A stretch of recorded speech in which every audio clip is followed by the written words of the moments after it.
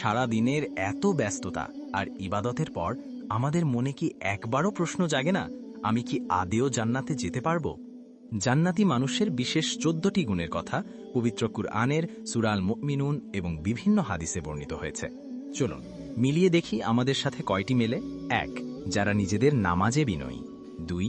যারা অনর্থক কথা ও কাজ থেকে দূরে থাকে। 3.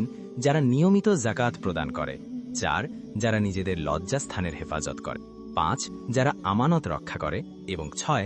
যারা নিজেদের প্রতিশ্রুতি বা ওয়াদা পূরণ করে। 7. যারা 5 ওয়াক্ত নামাজ সময় মতো সংরক্ষণ করে। 8. যারা বিপদে ধৈর্য ধরে।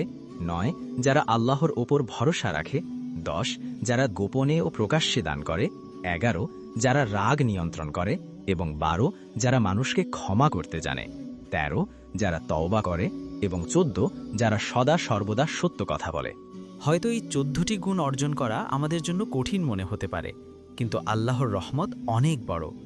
আজ থেকেই অন্তত একটি গুণ নিজের মধ্যে ধারণ করার চেষ্টা করি।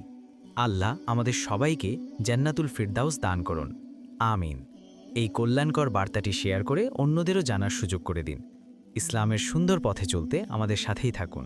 আসসালামু আলাইকুম।